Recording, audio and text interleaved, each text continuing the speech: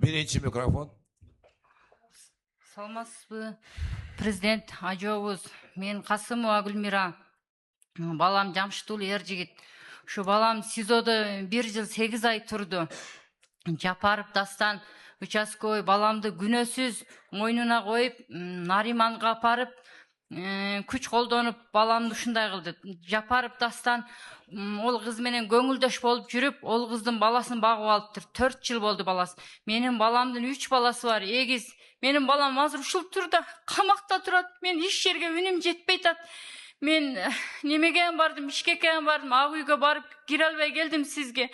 Прокуратурага кайрылып атам, Ошко кайрылып атам, Кара Суга кайрылып атам, иш жерге үнүм жетпеди. Балам камакта турат. Сизден ырайым Эмне болуп камалды? Эмне болуп? Ошону толук айтыңызчы. Неге болду? Ошо Жапаров Дастан ошо кыз менен көңүлдөш болуп жүрүп, ол кызды төрөтүп алыптыр, төрөтүп багып алыптыр. 4 жыл болуптур баланы төрөтүп алганына. Менин баламдын 3 баласы бар. Менин балам Россияда иштеп жүргөн. Мигрант болуп, бул кыз ушул жерде болгон иш. Ол кызды төрөтүп алган. Дастан Жапаров. Балаңызды эмне деп күнөөлөп атат анан? Менин баламды ошо кыздын атасын аныктап бересин деп, ол кыз менен бала болгон эмес экен бул жерде. Менин балам Москвада болгон. Бул кыз Кыргызстанда болуп атат. Жапаров Дастан ол кыз менен өзү жүргөн экен. Кулук жала болуп атат бул жерде. Милиция. Маалыматыңар барбы бул боюнча? Садыр Нуркожоевич, Ош шаарынын Нариман аймагында болгон. Бул жерде бул жекенин баласы жак ошунда кыз менен болуп дейт. Анан бала төрөлгөн. Ал баланы участковый Жапаров Данияр деген багып алган. Эми азыр териштирип туруп, бул атасы ата эмес, ошону тастап бергиле деген болуп атат да. Бул азыр соттук кароодо бул иш. ДНК экспертиза жүргүзүш керек болуп атат. ДНК кылдыртайлык десе, ушул маалга чейин ДНК кылдыртпай койду. Машрапова Гүлайым депутат, ошонун сиңдиси болот. Машрапова Канча болду бул ишке? Суроо. Канча болду мөөнөтү? Канча болду убакыт? 3 жылдан бери келет абы бул. 23-төн бери келет бул иш. Балаңыз канчадан бери СИЗОдо турат? Ошо 2023 ноябрдын 7-синде Москвадан кармалып мен ошол жактан алып келгенмин. Сотрудниктер менен 350 000 акча менен. ДНКсын неге мынча кечигип атат? Bir ай эле да ДНКсы. Булар боюнча биринчи жыйынтыктар чыкканда мойнуна алган эмес да, кайра кылабыз деп. Ошол себептен узарып кеткен. ДНК алганда далилдер чыкты беле? Бир 70-80%дан ашты беле? Биринчи буларга чыккан, экинчи анан туура эмес деп чыккан, ошол жерде ызы чуу көп болуп атат, Садыр Нуркожоевич. Муну териштирүүгө алып турган. ДНКны каяктан жасаттыңар? Алматы же Москвадан? Жок, бери частный эмеге кайрылган да. Частный эмеге, организацияга кайрылган биринчи биякта. Анан кийин кайра мамлекеттикке кайрылабыз деп ошол жак менен азыр. Жок, биздин Кыргызстандын ичиненби? Кыргызстан ичинен эле. Кыргызстандын ичинен кыла албайбыз да биз аны. Толук чыкпайт да. Москвадан кылдырып келип атпайбызбы? Ошол себептен азыр комиссияны кылып узарып атат. Давайте мындай кылгыла. Эми ал расход да Москвага жибериш. По-моему, бизге ГКМ алып келип жаңы эмелерди койдук, Азыр Москвага же башка жакка жөнөтүштүн кажети жок. Туура. Мен ал эсимен чыгып кеттир. Азыр бияка ГКМга алып келип койгонбуз аппаратураны. Биз өзүбүздөн чыгарсак болот азыр эми. Эртең баргыла дагы бияка өткөргүлө. Специалисттер бар, бизде чыгара турган. Уже бүттү. Биз эми Москвага да кайрылбайбыз. Бияка кайрылгыла дагы точно эмесин чыгарып бергиле. Силер көзөмөлгө алып туруп, специалисттер менен УКМКнын башчылыгы. Түшүнүктүү, Түшүнөбүз. Рахмат. Ошондон кийин анан карайбыз. Экинчи микрофон. Макул. Ассаламу алейкум, Садыр Нуркожоевич. Мен Ноокат Көкбел айыл өкмөтүнөн Маликов Токтоназаратым. Мен айта турган сөзүм, биз дагы эл катары миграция болуп бала чакам менен Россияда жүрүп, кичине тыйын тыпыр таап келип, бул жерден бир магазин сатып алдык эле базардын чекесинен. Бардык документтери бар эле. Анан ошону незаконный деп сүрдүрүп бузуп салды. Ошону анан акимге бардым, городской багы немен жетекчисине бардым. Бирине шылтоп, бизде жер жок азыр. Касыман алып берейин деп ушундай неме кылып атат. Биз ол өзүбүздүн пулубузга гана сатып алганбыз. Бул мамлекеттин жери эмес эле, башка эмес эле. Ошону мына базар салынып атат. Ошонун ордуна бир ошол жерден бир место кылып береби, кандай кылып ошого бир компенсация кылып берсе деп. Аким, көңүл буруп карап койгула. Сиз сатып алып атканда документтерин караган жок белеңиз? Бардык документтер бар. Мурда дейт, незаконный кылган булар. Ошолорду соттош керек. Эми биз каяктан билебиз? Мен документин карадым, бардыгы документке ишенип турган кийин сатып алдым да мен. Карап туруп чечип бергиле маселесин. Добросовестный покупатель экен да, туурабы? Мурункулардыкын дагы текшерип көргүлө. Ооба, акимге жолугасыз. Rahmat. Üçüncü mikrofon. Саламатсыздарбы, урматтуу Ноокат айылынын тургундары жана урматтуу башчыбыз президент Садыр Жапарович, Садыр Нуркожоевич. Мен Аксы районунан Торок айынан Өктөмкан. 6 жылдан бери өмүрүмден солум акчам көчөдө калып атат. Аркаңыздан 3 күндөн бери чуркап жетише албай атам. Кудай насип кылып жеткичти, Аллага чек шүгүр болсун. Мен 97 жылкы кызымдын көзү көрбөй калдığımdan кей өз абдан билимдүү кыз, үлгүлүү кыз болчу. Жалал Абад университетинде жалаңса отличием менен бүткөн. Covid-19-тан кийин көз көрбөй калды. Оор дартынан. Эмнеден кийин дейсиз? Covid-19-тан кийин оор дартынан көз көрбөй калды. Ковидтен кийин. Ошол себептен мен сизден суранарым. Биздин Торок айылында мыйзамсыз жерлер бар эле. Мен ушул кызыма участок сурап, чуркап жүрүп, жалпы аянты 62 сотук жерди мен өкмөттүн муниципал чарбасында өткөрүп бердим. Мен жардам менен өткүзүлдү. Эми ошол жерден үйүм жанында болгон үчүн ушул кызыма жалгыз балам жанында болсун, бирөөдүн кароосуна муктаж деп ошол жерден участок бериле десем, ал жерде 3-4 адамдын мыйзамсыз соода түйүн жерлери бар экен. Жең ичинде жашыруун түрдө мага бут тосуулар кылышып атат. Ушул маселемди Кайсы жерде дейсиз? Торок айылында, Коштой өлкөтүнүн Торок айылында, Аксы районунун.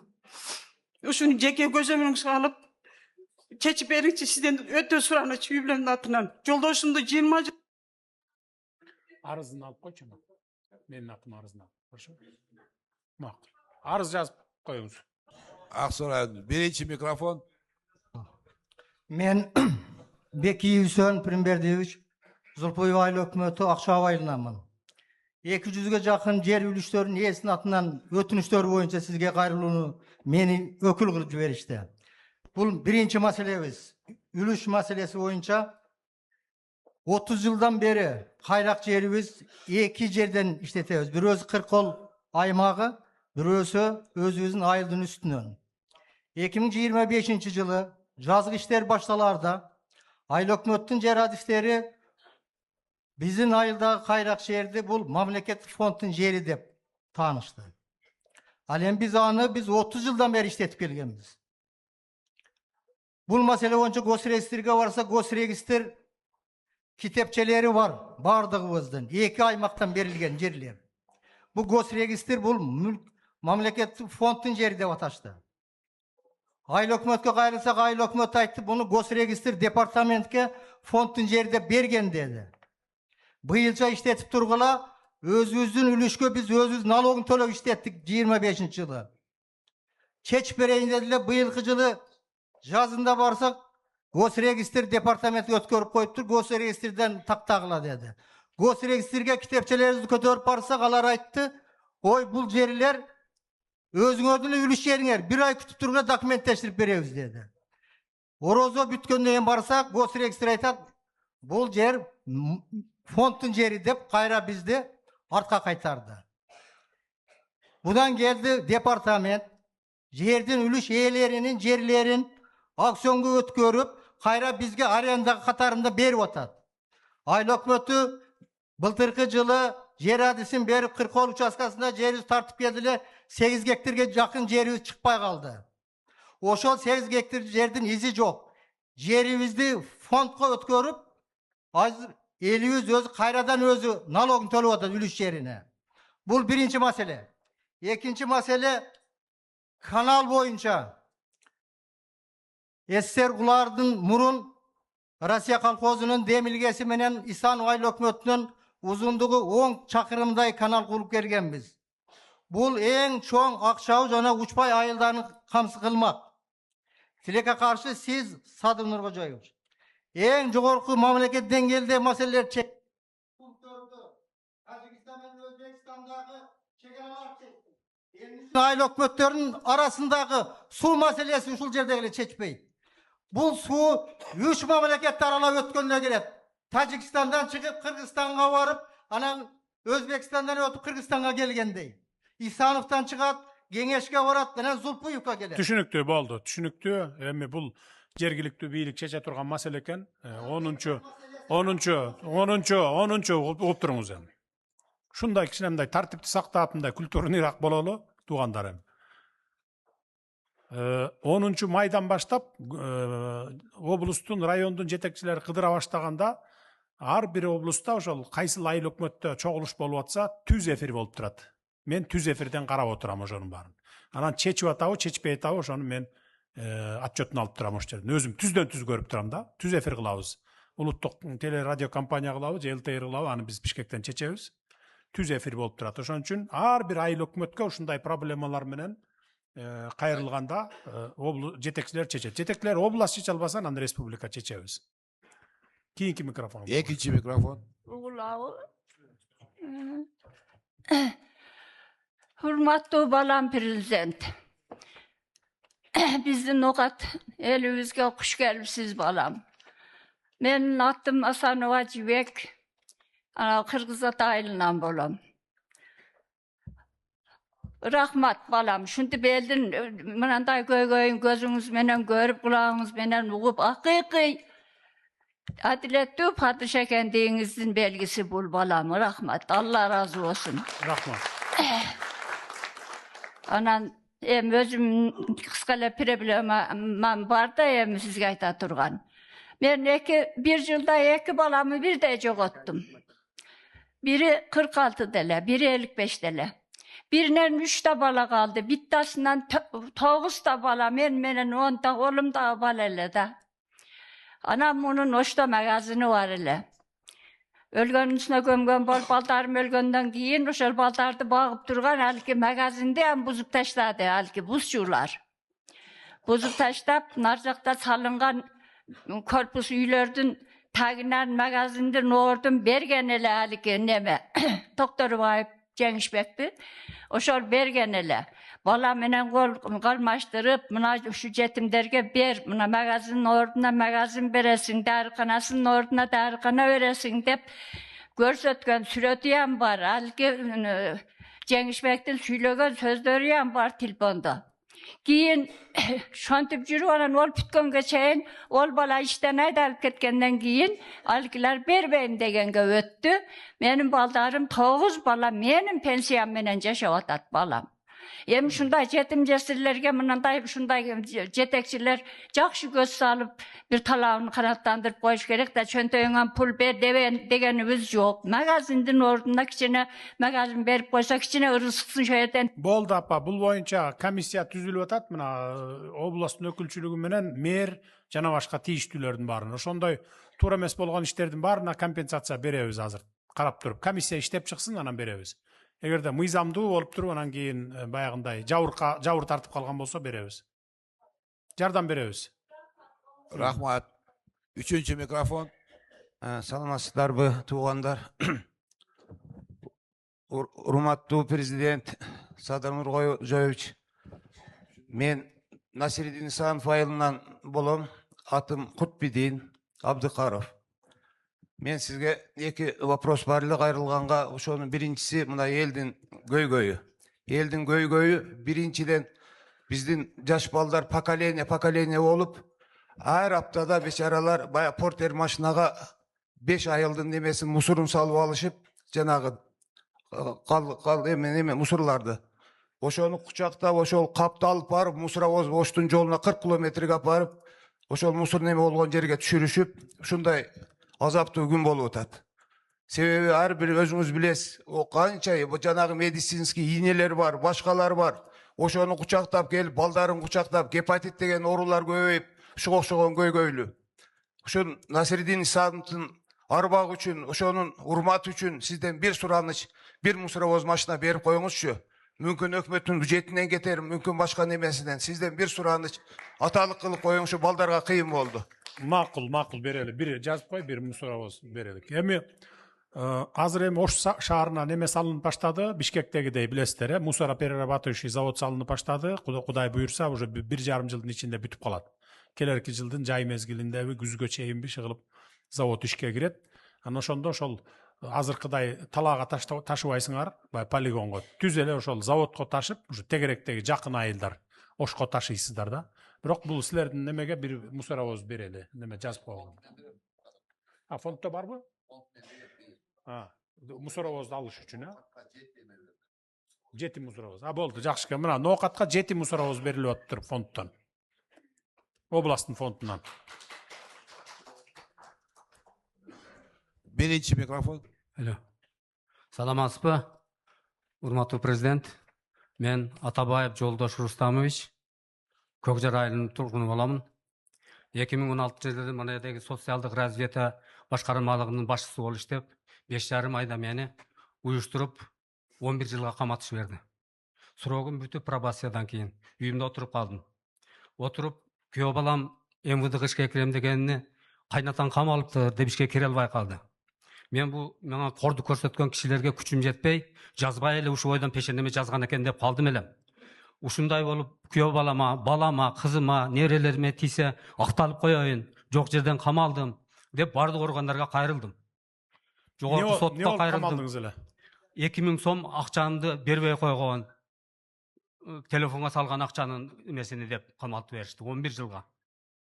2000 сом 2000 сом телефонго салынган 2000 сом акчага 11 жыл камап беришти. Сиздин телефонго бирөө салып атат дагы 2000 сом. Мен бирөөнүн телефонуна салдырганымды мен жумшап мен пулум бербей койгонсуң деп жала жаптырдым.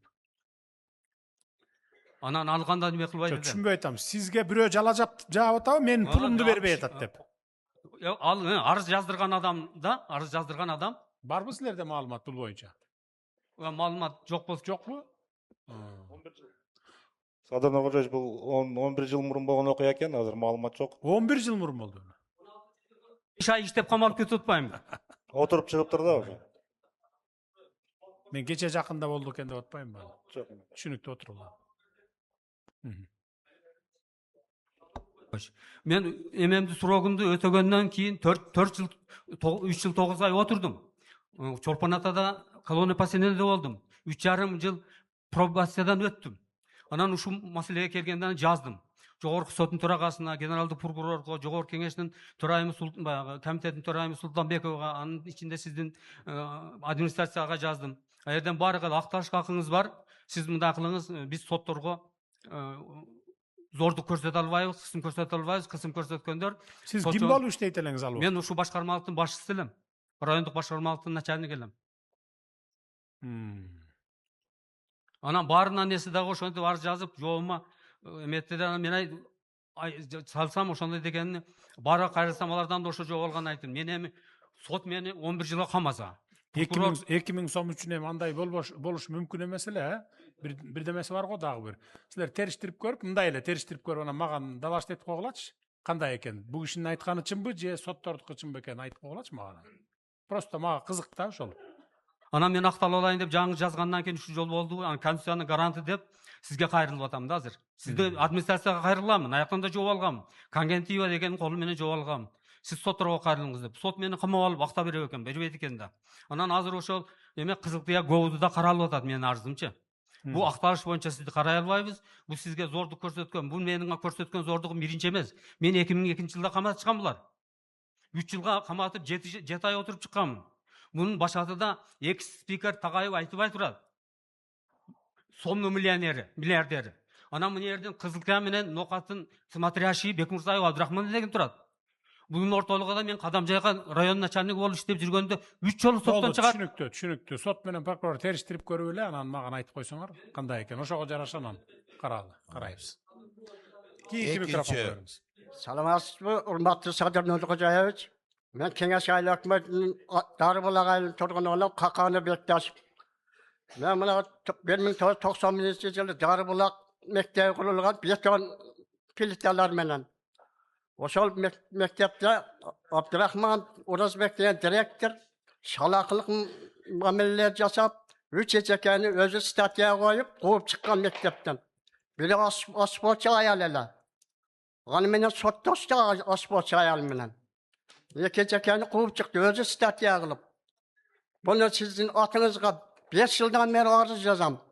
Үлкен кырага келет. Областтык сотко келет. Ос мэрия, областтык мэриясына келет. Ошентип булар тергеп атат, эч бир кулак салбай дагы иштеп жүрөт. 3-сентябрда 5 жылдык стажы бүтүп, өз колу менен арыз жазып кеткен эле. Баары сүйүнүштө, о кеттим менен жаш эчекелерден директор болобуз деп баягы сүйүнүшүп жатышты. ertesi 4 sentyabrda vaqtlı direktörlüğü özü kol koyup, özü mına rayonun başçısı özü kol koyup, Abdelkadir Perkaz'dan çıkar verdi. Bayağı Siz sürüştürüp kim bol işteysiz mektepte? konkurstan ötmeyiptir. Hamileleri hem yok. Siz kim bol işteysiz mektepte? Pensionermin. Mekteptin direktörüne daptan otasız boşonda üstünün. Agartуу министрлиги siz Biz malumatınız var bu boyunca же жок bu? Бул боюнча толугу менен азыр сиз менен кездешип жеке жооп берем кайсыдан келди. Азыр чогулуштан кийин bu министр Директорлар- агартуу министрине айтыңыз ушул ишинин иши да тактап. Ya dağarı yazganбыз 15 kamsiya kelgen. Bari buyruk çıkargan yolda açıkın dep. Bu direktör Abdurrahman deputat özü 65 болду Yap- түшүнүктүү. Мына агартуу министрлик мектеп боюнча иш алып барыңыз. Жергиликтүү бийлик аким жана жолду жаап алды деп атпайбы? Ал боюнча карагыла. Üçüncü Bravo. mikrofon. Assalamu alaikum, hurmatlı Prezident Sadır Nurkocaevich. Kuş kelipsiz Nokat rayonuna. Menin ayta turgan sözüm bir Nokat eli üçün gana bir de soru. Nime? Suranıcı. Ötkönde at başkalar Atыңызды айтыңыз. Abdülmalik Sırajdinov. Belayıldan. At başında durup söylегенде bayağı ulan Niyazıp mı bayağı nemeniz, ministeriniz. 20 min video kamera koy berem dep maqtandılar. Biz sizden rahmat aytam. Mına joldaryňyzdy oňdap koydunuz. Joldun boyda öte ıldamdyk katy bolup atat. Anan keyin neme 3 okuwçuny vurup ketdi şul mekteptin aldıda. Şuğa video kameralarda mayi hizmetçileri tursa Түшүнүктүү болду. bir saat. Азыр 20 миң камерага биз бара-бара жетебиз. Азыр bir 5-6 миң камерага жетип калдыкпы? Республика боюнча. Ооба Садыр Нуркожоевич бүгүнкү күндө 3 миңден ашык камера иштеп жатат. Анан жакында сиз каражат бөлүп бердиңиз, дагы 3 миңден ашык камера коюлат. Жакынкы арада 1 ай 1,5 айда буюрса баары коюлат. Кудай буюрса 20 миң койсок, ошондо биз толук баягы коопсуз өлкө деген өлкөнүн ичине киребиз. Жетебиз 20 миң. Азыр 20 миң кое элекпиз. Бул канчы азыркы бияка чындап эле баягы жол оңдолуп калгандан кийин катуу айдашат да обычно ошондой. Бияка жанагыдай камераны койгула эки жагына. Бияка дагы койгула баягы. Түшүнүктүү. Түшүнүктүү. Түшүнүктүү, а? Түшүнүктүү. Berile soru. Neme bütüp kalgan ma yasli şul kunga çeyin emnigedir şu ruhsat yok işteve yatat. Bel aile hükümetinde. Şunu bir közömelge alıp ruhsat verip koysun. Nege бүткөн имарат эмнеге иштебейт? Кайсыл айыл өкмөт дедиңиз? Бала бакча, а? Бел айыл аймагында дейт, бизде андай объекттер жок. Курулуп аткан объекттердин баары Жок, курулуп бүттү иштебей турат деп атпайбы? Сиз барып бүгүн текшериңиз аны. Ооба. Неге курулуп Бизде долгостройлор жок. Жок, курулуп бүтүп иштебей турат деп атпайбы? Ишке кирбей турат деп Ооба, атат. бүгүн тактайбыз. Birinci mikrofon. Саламатсызбы, урматтуу президент. Мен Гайипова Гүлжамал Зулпиев айыл өкмөтүнөн Өсөр айылынан келдим. Биздин азыркы жашап турган үйүбүз кайнатаман калган мурас 100 жылдан ашып кетти. Ошол үйүбүз альтернатив жол түшөт деп үйлөрүбүзгө жазып, казыктарын кагып кетишкен. Ошо азыр биз ошол сайдын боюнда, бул жагыбыз чоң жолдун боюнда былтыр деле снос болгонбуз. Ошол үчүн жерибиз жар, тамаркабыз жар болгондуктан биз жерлерибизди толтуруп, бир балабызга үй салуу максатында толтурганбыз. Ошол жерлериңер дагы себеби айыл өкмөттө азыр жер жок. Ошол бир балабызга чек кылганга толтурганбыз. Ошол жерлериңер дагы, үйлөрүңөр дагы, тамаркаңар дагы баардыгы альтернатив жолуна кетет деп, бизди ошонон бери бизге уйку жок. Жашашыбызды да, жашабашыбызды да билбей калдык, урматтуу Садыр Нуркожоевич. Биздин укугубузду Түшүнүктүү. Альтернативдүү жол түшөт деп эгерде үйүн бузган болсоңор, полный компенсация төлөп, башка үй салып берип, көчүрүп туруп анан бузгула. Жарайт. Алдын ала бузуп ийип, талаада калтырбагыла элдерди. Биз ошонун баарын тактап атабыз, урматтуу президент. Бир 2-3 үй эле туш келип атат ошол жерге. Биз ал жерге мыйзам чегинде бүт компенсацияларын Биринчи үй караштырып маселесин беребиз. чечип, макулдашып, макулдугун алып, андан кийин анан Ооба. бошотуп туруп, анан кийин бузгула да. Калган участоктун көп жери бош жер. Ушул 2-3. Түшүнүктүү. Түшүндүңөр да. Үй түш келгендердин үй бергиле. Үй эмес, өзлөрү акча десе акчасын бергиле. Ордун толтуруп берип туруп анан кийин бузгула. Чечип бергиле бул кишиникин. Экинчи микрофон. Assalomu alaykum prezident. Men 12 bel aylı hökümeti ilgari bolgan. Hazır endi töles aylı hökümetke Kökjer aylı hökümetke bölüp taşadı. Biz kak stadion bolup kaldık da Kökjerge gelsek Töleske var deydi. Töleske varsak Kökjerge var deydi. 12 bel aylı hökümeti kayra orada koyuşka şart var mı? Yok mu? Bir жақсы işlep жүрген 12 bayıldayım. Ve Respublikada birinci orunda elep жүрген. Spesxoz, murun, sayız malda.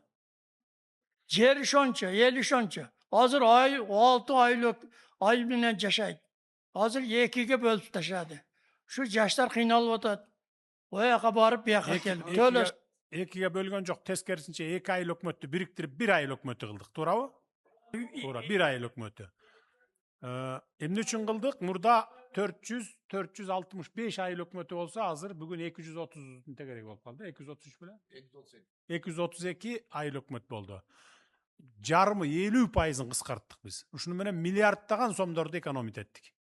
Мурда 2 айыл биригип туруп 1 айыл өкмөтү болуп алган айылдар бар болчу. Азыр угуп туруңуз, мен аягына чейин айтайын. 2 айыл биригип туруп эле 1 айыл өкмөтү болуп, аппараты бар, машинасы бар, бензинин бериш керек, эмгек акысын бериш керек, кыштын күнү отун жылытыш керек эле. Ошонун бардыгы эконом болду. Эмне үчүн дегенде, заман талап ошондой.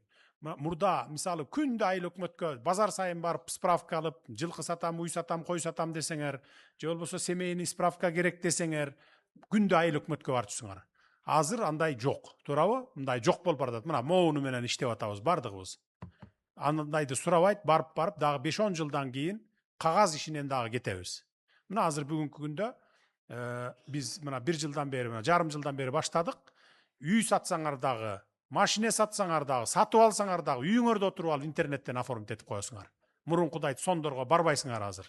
Азыр кары картаң кишилер эле, могу компьютерди түшүнбөгөн кишилер эле барбаса, 50ге чейинки жаштардын бардыгы үйүндө отуруп алып жасайт.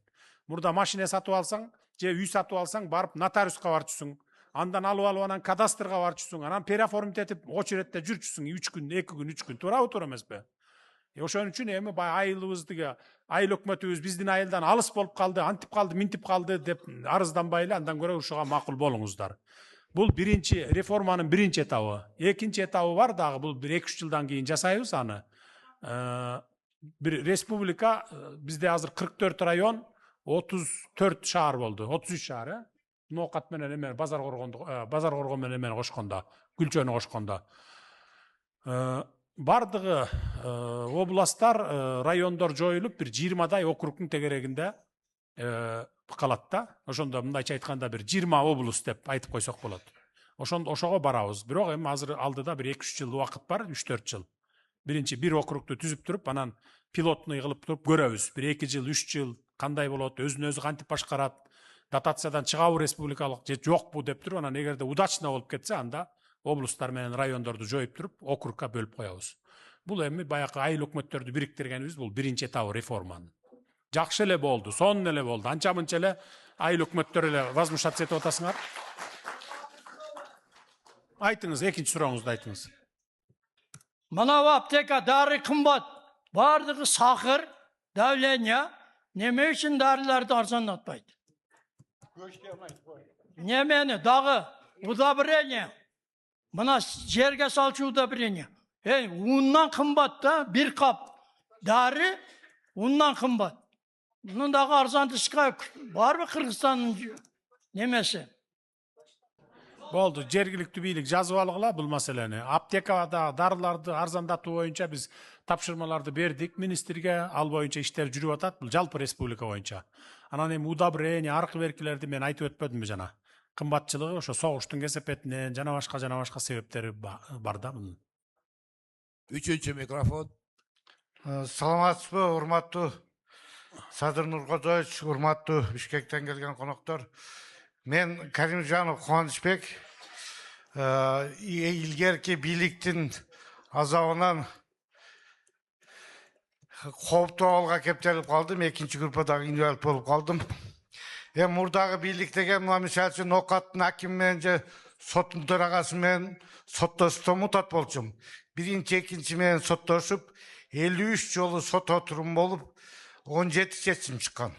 Биринчи, экинчиден утам кайра жогорку сот кайра артка ошентип 2010 жылдан бери соттошуп жүрүп азыр мына тиги Ошто иштеп кеткен жигит Камчыбеков деген билебиз. Мен да Ошто органда иштегенмин. Алакандай Кыргызстан бардыгыбыз бири-бирибизди тааныйбыз. Таза адилеттүү судья. Анан дагы бир судья бар, төрайым болуп жүргөн Нургүл Жакупов. Ал дагы адилеттүү мыйзам туткан судьялардын катарын толуктайт. Жогорку сотто бүт баарын фамилияларын жазып бердим.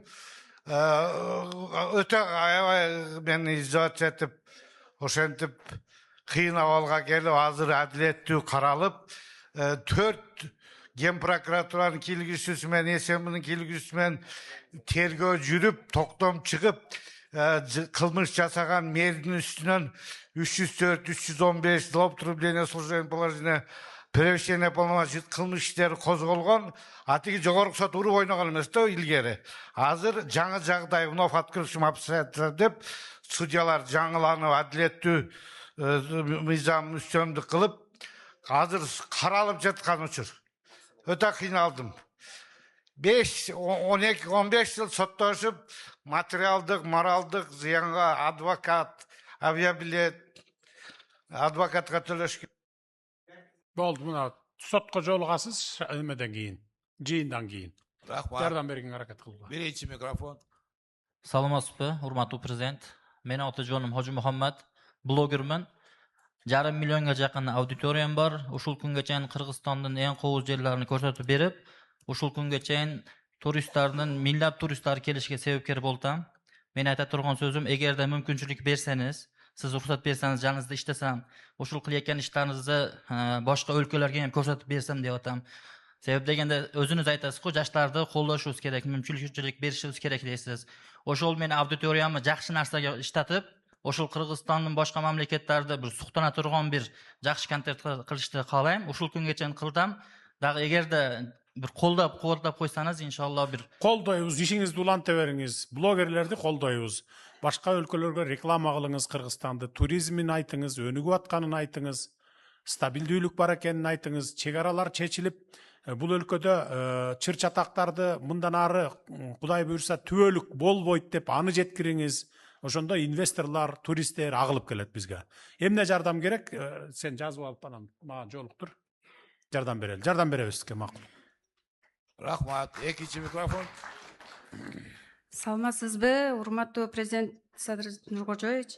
Мен Меңдай кызы Ханыша 30 адамдын атынан келип отурам бул жерге. Биздин маселе эки мамлекеттик аралык алдамчылык боюнча болуп жатат.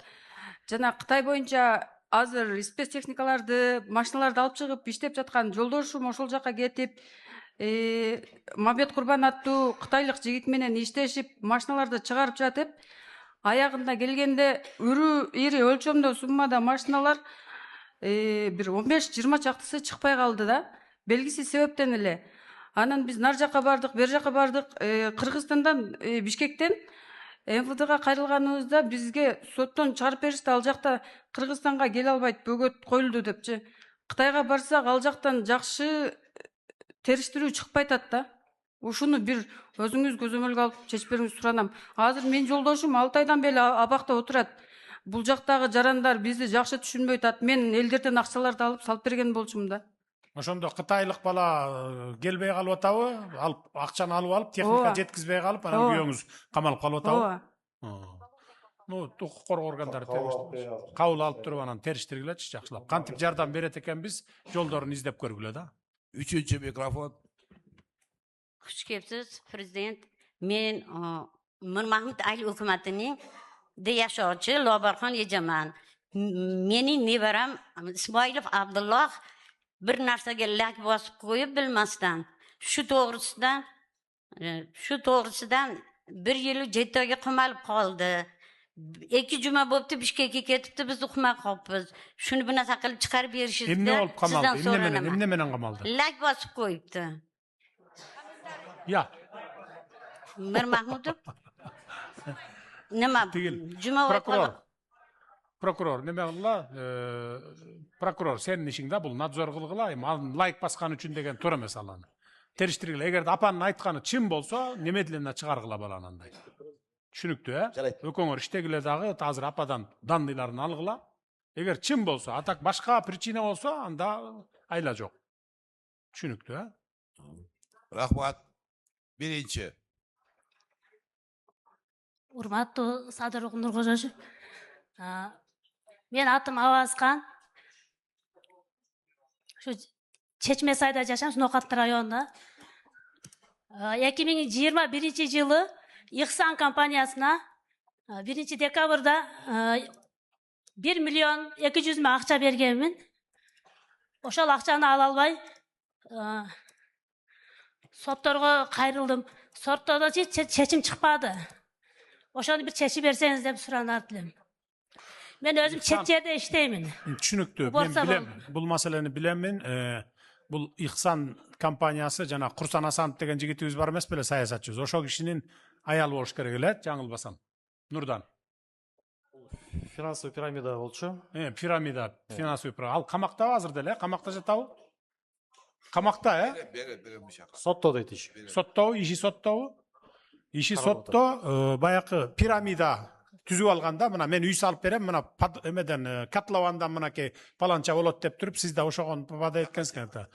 Алардын жанакы колундагы имуществолору арестке салынган, арестке салынган имуществолору, акчалары конфиска эме болгон, арестке салынган, анан четинен ошо сиз окшогондорго четинен акчаларын берилип атканда имуществолор. Бирок баары бир ошо толук жетпей калат экен, ошон үчүн камакка алынган болчу. Чогулуштан кийин неме кабыл алгыла дагы жардам бергиле. Мен МВДга тапшырма берген бул боюнча. Баякы канча акча бар экен, ошону алгыла дагы, анан кийин эми жарым-жартылай болсо дагы баякы алданып калгандарга таратып бергиле акчалайын депчи. Анан калганыныкын анан дагы көрөбүз деп.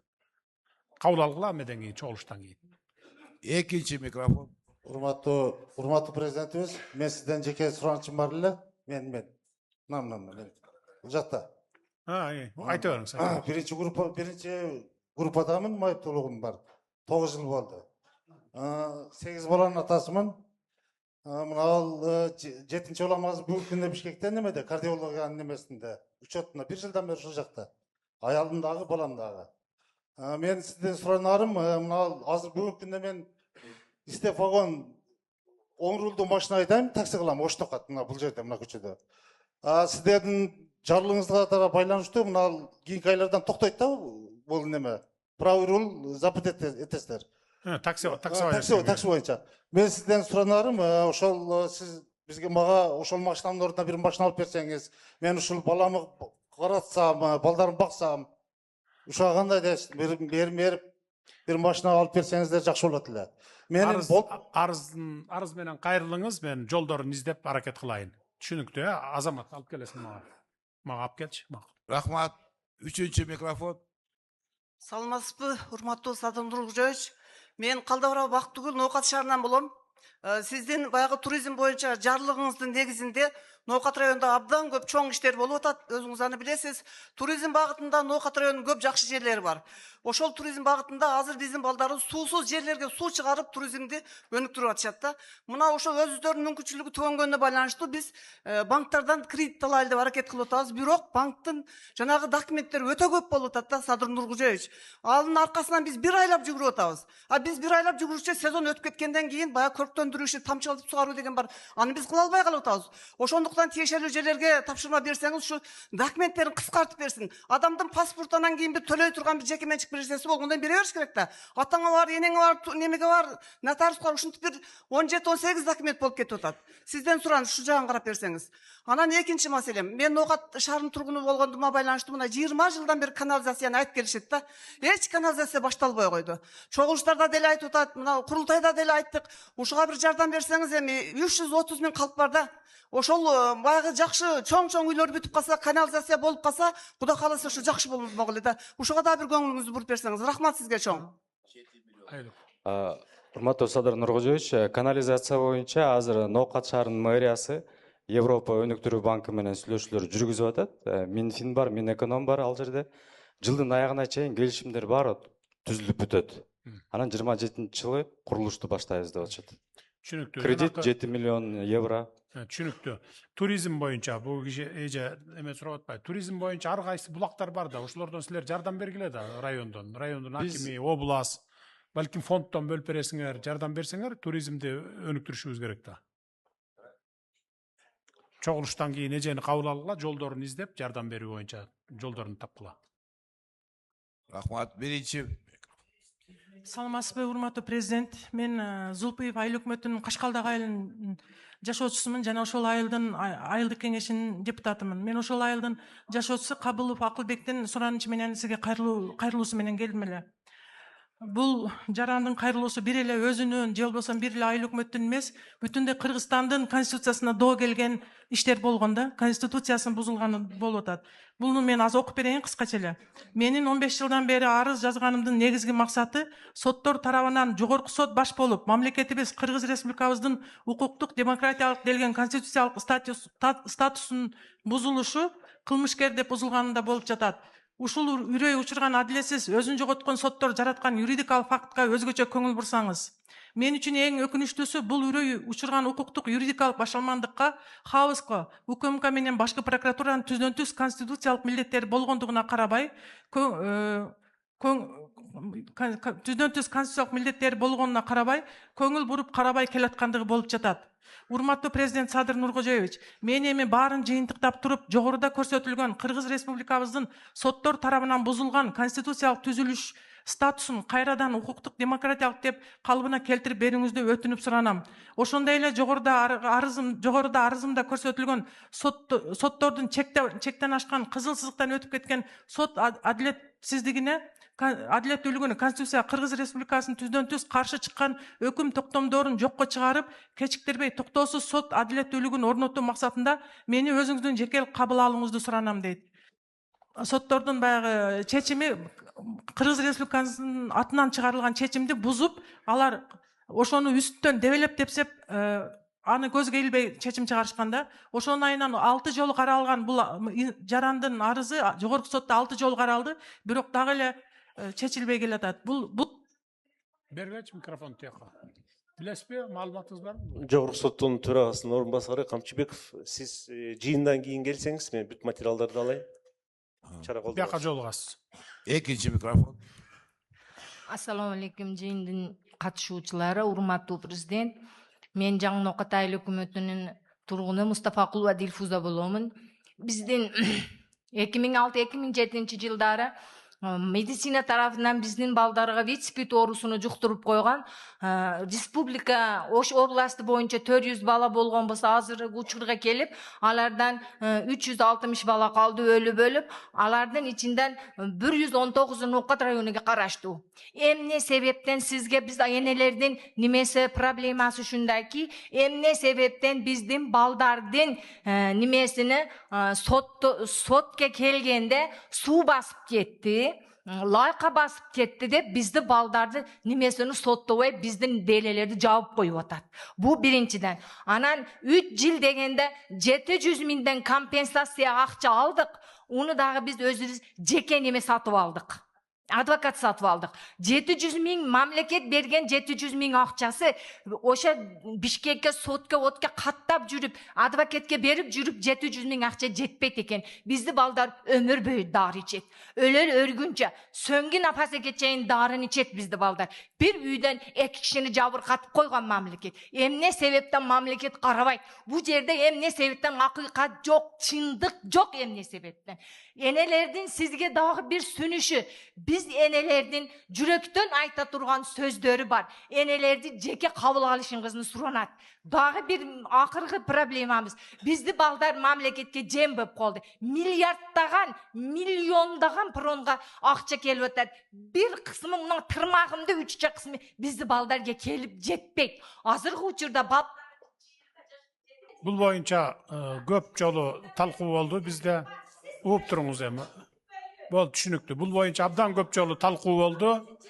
Министрге тапшырма бердик. Кабыл алабыз. Министрге тапшырма бердик. Дары дармектери, услугалары бүт бекер. барын карайт, дарыларды, керектүү дарылардын барын берип турат. Анан ипотека боюнча ошо жеңилдетилген жагын карайбыз. Жеңилдетилген жагын кайрылгыла. Списокты маған алып келет, мен кабыл аламын. Болду, кийинки суроо. Üçüncü mikrofon. Саламатсызбы, урматтуу Садыр Нургожоевич. Мен Мамасыздык Сайранбаев, Көкжар айыл өкмөтүнөн. Жана мына өзүңүз сөзүңүздүн башында биздин мына Көкжар айыл өкмөтүндө 100 орундуу оорукана түшүп жатат. Муну сиз жакшы билесиз. Азыр ушул оорукана кийинки мезгилдерде бир аз солгун болуп жатат да. Эгер ушул оорукананы тез арада ушу жакшы бир ишке салып туруп ушул оорукананы бүтүрүп берсе жакшы болот эле. Потому что биз айыл ноокат центринен 23-25 километр алыста турабыз. Кээде баягы жаш балдар алып калат экен, картаң карлар болуп калат экен. Ушул мезгилде бир аз кыйынчылык болуп жатат. Ошон үчүн ушул маселеге өзүңүз жакшы бир токтоп туруңуз. Министр жооп берсин. Оорукана быйыл бүтөт, август айына чейин ишке беребиз. Августтун 31-ине чейин ишке берилет, туурабы? Так, болду. Экинчи маселеңизди айтыңыз. Экинчи маселе бул таза суу боюнча. Өзүңүз жакшы билесиз, мына Көкжар айыл өкмөтүндө быйылкы жылы 7 айыл аймагына ушул таза суу ичүү маселеси боюнча долбоор кабыл алынган. Азыр 5 айыл аймагында ушул маселе өтө орчундуу болуп келатат. Маселе мына Борбаш, Көкжар, Карынай, Сарыкаңды жана Алашай аймагы ушул таза суу ичүү немесиге өтө муктаж болуп жатат. Азыр мына өзүңүз көрүп жатасыз, аба ырайынын булганганына себептүү биз боз эле сууду ичкенге мажбур болуп атабыз да. Ол даже жаныбар малдарга да бергенге мүмкүнчүлүк болбой калат. Ошон үчүн жанагы 7 айыл аймагыга долбоор өзү бүткөн. Азыр ушу 5 айыл аймагыны ушу экөөнү кошуп туруп 12 аймак. Түшүнүктүү. Азыр деге суу боюнча адистер министрликтин өкүлү айтсынчы. Урматтуу Садыр Нургожоевич, Ош областы боюнча эң мындай кыйын абал ушул Ноокат районунда 99 айылдын сиз белгилеп кеттиңиз 46-сынын 3-өндө уже курулуш иштери болуп атат. Ал эми 43 айылда ПСДсын, сметасын толук бүтүрөбүз, дагы эмдиги жылдан баштап курулуш иштерин баштайбыз. Биз айыл өкмөткө бир нече жолу былтыр келип кеттик. Ар бир айыл өкмөт менен дебеттерин чыгарып, суу чыкпаган жерлер бар экен, суу чыкпай калган жерлер бар экен, ошолордун баарын тең тактадык. Азыр сметасын, ПСДсын жазып атабыз. То есть февралда баштасаңар, февраль-мартта күн жылганда, жылдын аягына чейин бүтөсүңөрбү ошондо 27-жылы? Бул эми жана внутри айылдын ичиндеги сеттер бар да, ошолор кичине уланып калышы мүмкүн. А так магистральныйлардын баарын бүтөбүз. Магистральный бүтүп, айылдын ичине суу киргизиш кичине кармап коюшу мүмкүн да колдорду. Түшүнүктүү. Рахмат, биринчи микрофон. Саламатсызбы, Садыр Нургожоевич. Мен ден соолугума байланыштуу келе албай калдым эле, Ош шаарынан келдим, Ноокатта туугандардан кечирим сурайм. Менин агаман калган үй бар эле. Ошону 2 эркек, 1 аял подделка кылып, мени горсотко катыштырбастан өздөрүнө өткөрүп алыптыр. Анан мен аны областной сатка жазышты билбестен түшүнбөй Верховныйга жазган экенмин. Верховныйдан ошолорго чечим чыгарып койду. Мени бир өкүндүргөн нерсеси, ошол аял жазып атат, кийин мен ачыгыма келбей прокуратура менен милицияга жаздым эле. Бир түшүнүк катында жана кыз жазып атат. Биз Токторбаев Эркин экөөбүз бул Эсенкулов Султандын агасына барганда бул үй Эркиндин үйү деп айткан деп атат. А бирок мен агам алардан 1 жыл мурун эле каза болуп калган эле. Анан билбейм, көргө барып токтоп туруңуз. Мен сотко бир суроом бар да. Бул иш айтып атпайбы? Мен областка жазганды билбей эле Верховныйга жазыпмын деп. Процедура андай эмес да, туурабы? Жок, процедура андай эмес. Верховный сот ал сиз област биринчи инстанциядан райондон бүтөт, райондон областка жазасыз, област бүтөт, анан Верховныйга барат. А сиз областка жазбай туруп эле, же районго жазбай туруп, түз жогорку сотко жазганыңыз ал каралмак эмес. Жогорку сотто. Ошо чечим чыкмабыз, туурабы? Туура. Сиз азыр мындай кылгыла, прокуратура менен экөөңүздөр бул кишини кабыл алып, анан жана подделка кылыптыр деп атпайбы? Ошол боюнча териштирүү иштерин жүргүзгүлө. Чыныгы подделка кылган болсо, ал экөөнү, берки экөөнү ошо чындап ошол экөөнү жазалаш керек. Түшүнүктүү, кагаздарын подделка кылган болсо. Рахмат. Экинчи. Сот менен прокурорго жолугасыз. Саламатсызбы? Садыр Нуркожоевич, мен şu 4-cü kurultaydın delegatımın. Ошол жерде да сиздин алдыңызда ушул 3 маселени козгодум эде. Биринчиси Белек балдар бакчасын Нойгутта 5000 калкы бар жерде аварийный состоянияда. Бу тууралуу Агартуу министрлигинен кат келди.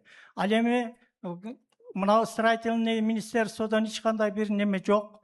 Андан кийин экинчи нерсе өзү ушул Чайка лагери. 3 гектар 70 соток жерибиз жөн пустой турат да ошо сайыз ыдырагандан бери. Ал эми үчүнчү маселе ошо Караташ айылында мен өткөндө дагы айтып өттүм эде таза суу маселеси. Чубалгылар бүт жеткен.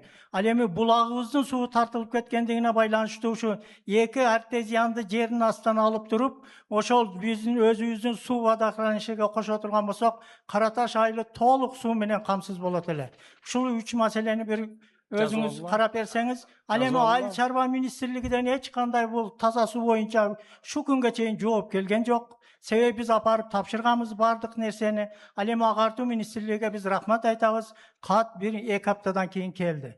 Ал эми калган мына Чайка лагери боюнча сиздин администрацияңызга тапшырылган. Ушул лагерди карап берсеңиз, биздин Ноокат элинин балдары şu жазгы эс алууда 3 ай сонун бир эс ала турган жери да өтө абасы таза, машине азыраак аскаттайт, суу таза сонун жерде. Эгерде мүмкүнчүлүк болсо шуну легкий конструкция менен кылып койсом эле боло турган жерде. Өтө сонун жер. Шуну бир карап берсеңиздер. Макул. Жооп берсем болобу, урматтуу президент? Болот. Бул бала бакча азыр ратификациядан өтүп аткан биздин каражатыбыз бар, ошо менен биз ремонт жасайбыз. Ал эми сиздер айтып аткан жана балдар эс алуу лагерин ушу Агартуу министрлигинин карамагына өткөрүп берсеңиз, биз балдарда бизде, эс алдырууда, өнүктүрүүдө бизде. Ремонтко каражатыңар өзүңөрдө болобу? Табасыңарбы? Таба албайбыз. Ремонттоп өткөрүп берсе, анан туруктуу иштегенге жакшы болот. Лагерди жазып койчу, лагерди жана. Сен жазып кой. Так, рахмат. Чечебиз. Так, үчүнчү микрофон. Саламатсызбы, Садыр Нуркожоевич. Мен Салиева атындагы жашоо тургунумун. Уркая Салиева больницасы боюнча кайрылуу жасадым.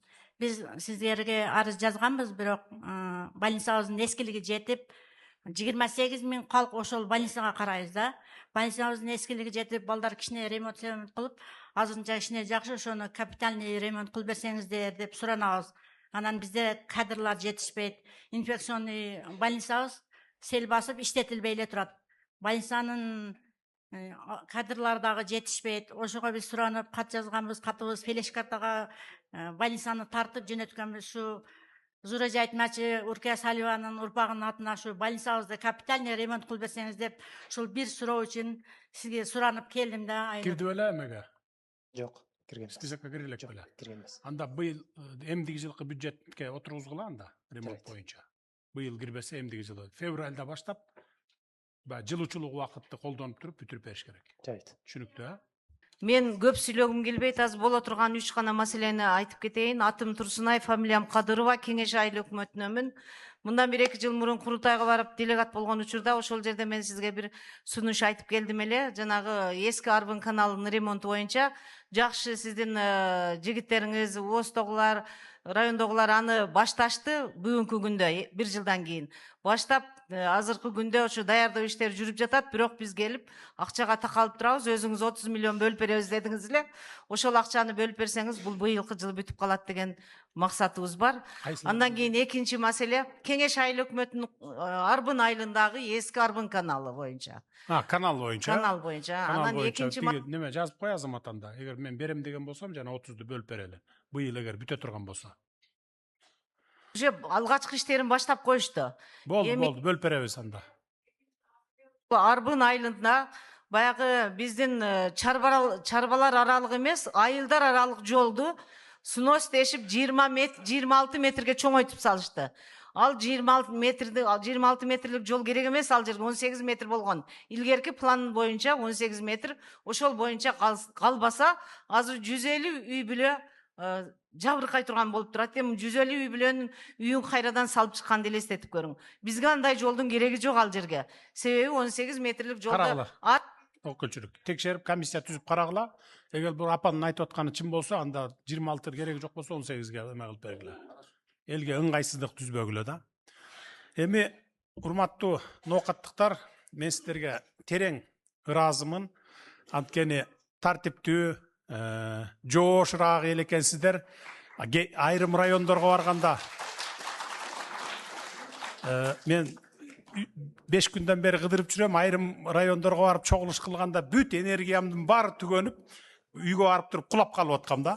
Азыр Кудайга шүгүр, эч кандай ызы чуусу жок. Кезек-кезеги менен мынакей сүйлөдүңүздөр. Эми менин дагы ишим көп, абдан мындан чыгып мен дагы башка иш-чараларга барышым керек. Бирок бул жерде мынакей бирөө дагы калбай бардыгы калат. Бүт областтын жетекчилери мына өкүлчүлүк баш болгон. Азыр сүйлөбөй калгандар болсо, сүйлөп аягына чейин бүт эң акыркы адамга чейин угат. Калганы болсо мен жана айтып өттүм, айыл өкмөттөрдү кыдырат, ар бир маселеңиздерди чечет. Ошондуктан кийинки жолугушууга чейин саламатта болуңуздар, мага уруксат бересиздер. Рахмат. Эшикке чыкпай эле койгула, кала бергиле баарыңар тең.